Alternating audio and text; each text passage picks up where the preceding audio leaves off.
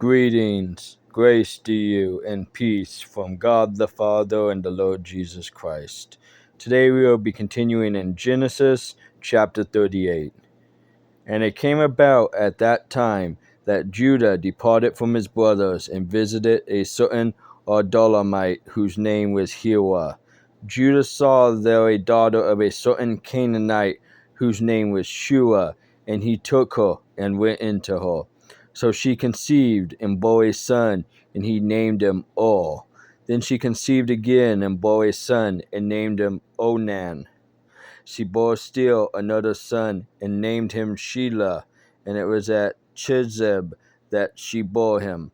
Now Judah took a wife for Or his firstborn, and her name was Tamar. But Or, Judah's firstborn, was evil in the sight of the Lord, so the Lord took his life.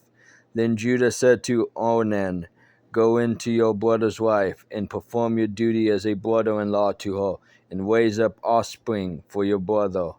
Onan knew that the offspring would not be his, so when he went in to his brother's wife, he wasted his seed on the ground in order not to give offspring to his brother.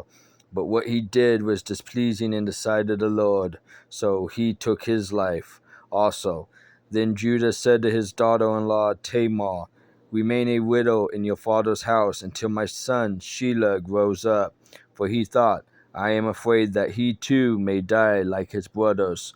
So Tamar went and lived in her father's house. Now after a considerable time, Shua's daughter, the wife of Judah, died.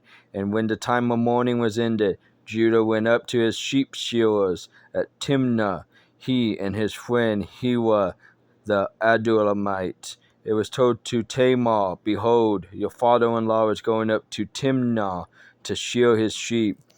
So she removed her widow's garments and covered herself with a veil and wrapped herself and sat in the gates of Enem, which is on the road to Timnah, for she saw that Shelah had grown up and she had not been given to him as a wife. When Judah saw her, he thought she was a harlot, for she had covered her face. So he turned aside to her by the road and said, Here now, let me come in to you, for he did not know that she was his daughter-in-law.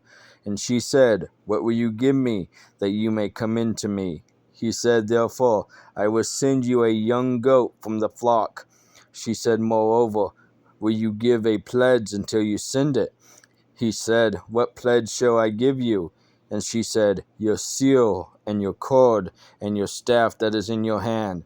So he gave them to her, and went in to her, and she conceived by him. Then she arose and departed, and removed her veil, and put on her widow's garments.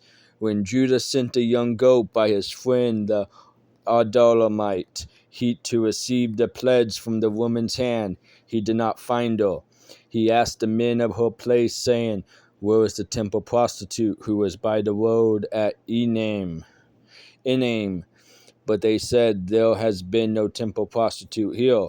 So he returned to Judah and said, I did not find her. And furthermore, the men of the place said, There has been no temple prostitute here. Then Judah said, Let her keep them, otherwise we will become a laughing stock. After all, I sent this young goat, but you did not find her. Now it was about 3 months later that Judah was informed, Your daughter-in-law Tamar had played the harlot, and behold, she is also with child by harlotry. Then Judah said, Bring her out, and let her be burned. It was while she was being brought out that she sent to her father-in-law, saying, I am with child by the man to whom these things belong. And she said, Please examine and see whose signet ring and cords and staff are these. Judah recognized them and said, She is more righteous than I, inasmuch as I did not give her to my son Shelah, and he did not have relations with her again. It came about at the time she was giving birth, that behold, there were twins in her womb. Moreover, it took place while she was giving birth. One put out a hand, and the midwife took and tied a scarlet thread on his hand, saying, This one came out first. But it came about as he drew back his hand, and then that, behold, his brother came out. Then she said, what a breach you have made for yourself. So he was named Perez. Afterward, his brother came out, who had the scarlet thread on his hand, and he was named Zerah.